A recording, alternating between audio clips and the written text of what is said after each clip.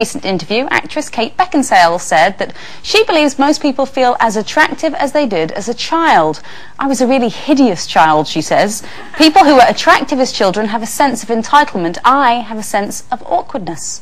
Meanwhile, TV presenter and stylist Gok Wan has approached Ed Balls, the Secretary of State for Children, Schools and Families, to ask for body confidence advice to be added to the school curriculum. So do we think it's a good idea? Would it help young people to grow up feeling better about themselves than poor old Kate Beckinsale?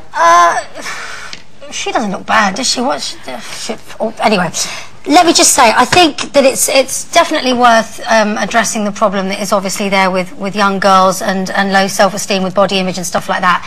I don't think it should be on the school curriculum, though. Why?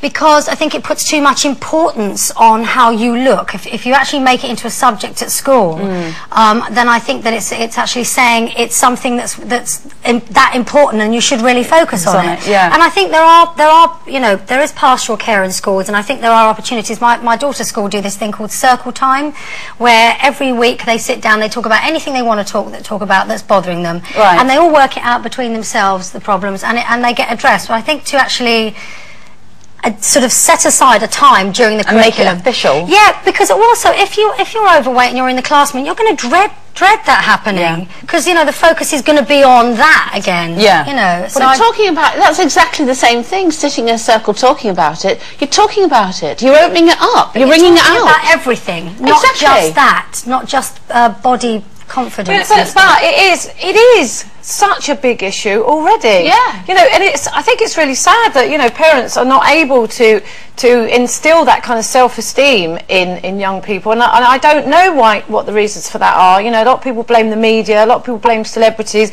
I don't blame anyone. I just think, you know, it is a culture now, and I do know for a fact, well, we all know that young people do have a problem with the way they look from a really, really young age. I absolutely agree. And I think celebrities have a lot to answer for in that respect. In my day, when we were at school, you didn't even think about the way you looked when you were young. We didn't have airbrushing in magazines. We didn't see Body Beautiful everywhere we went. Magazines and stop blaming the celebrities. It's got nothing to do with that. She's got a point in that when we grew up, that sort of obsession with celebrity. I wasn't obsessed with celebrities. You know, we went out and played on our bikes, didn't we? Of course, and also because you couldn't be a celebrity in those days. No, but Lisa, you're answering your own question. That's exactly what we're saying. This is a media-driven world now. Those kids start from this age feeling bad about themselves. The school curriculum. Well, where's it going to be addressed then? Well, it can be addressed in a pastoral way at school, when they have like once a week where they talk about all the things that bother them, whether it's they're not very good at running, they're not very good at football. But then as they get older, they need somewhere to go. If they're not getting it at home, then they get it at school. And somewhere, I mean, we always saw the beautiful girl that we all aspired to be and couldn't, so we felt bad about ourselves. But this has gone beyond that. I think if they're going to do it, I think it needs to be encapsulated in a much broader, you know, to have self-esteem classes or something, and that can be a portion of it. And I think Lisa's right to focus on. You must worry about your body. No, that's not what they're taking it out of context. No, it isn't. That's what Gok is saying. That it's actually about body confidence. It's not about worrying about it. It's not making them worry about it. You know, if you've ever seen, I support what Gok's doing, and I've seen you've all seen him. You've seen these grown women. You've seen these grown women. They're really, you know, they're in their 30s and their 40s, and they still don't have any confidence about their bodies. But if that was to be instilled or taught to them at a younger age, which because it hasn't been obviously by their parents, then surely they wouldn't go through life hating themselves. Do a website or something like that. Don't interfere with the school curriculum. Not everybody looks at a website. You can't have it in the real world. But going back to what Kate Beckinsale was saying about sort of how you feel about yourself as a child, and then incorporating your argument, Carol, which is it's got a lot to do with what happens at home and how the parents are supposed to, you know, should be instilling that self-esteem. When we were growing up, were you told, you know, that you were pretty? Were you told that you were beautiful? How important is that? Should you be doing it at home? No, I wasn't actually told that I was pretty and beautiful. No. My poor mum's. I'm going. I did. I told her.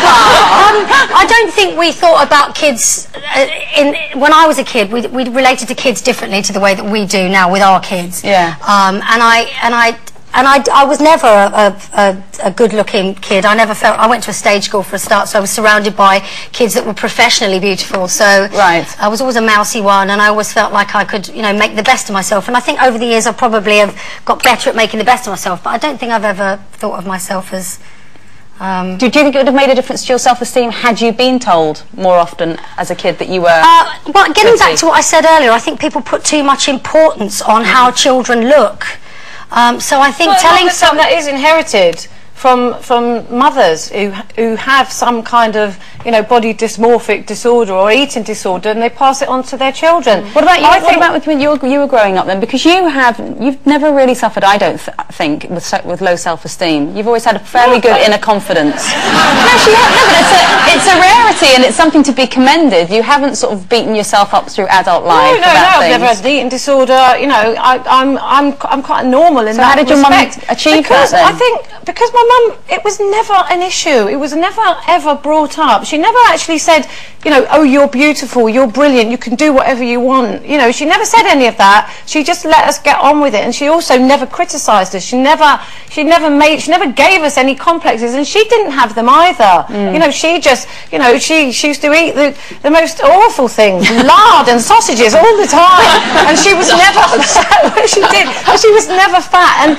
I think that does get into your psyche somehow, and you just so like you became grow up like thinking, her. well, yes, I think so. I don't think you stay as you are as a child. I mean, I think whatever happens in your life moulds you to this minute now, and the next lot will mould you again. So, you know, it's silly to say as a child if you felt ugly, that's how you grow up and you never get over it. That's nonsense. I think whatever happens in your life, you become what you are today. And the next time, you know, in another 10, 20 years, you'll mould again. It's nothing to do with a child. You know, when I was a little girl, I was a pretty little thing. Now, I've got body, what's it called? Dysmorphic. You've got it all. Don't forget, if you want to be heard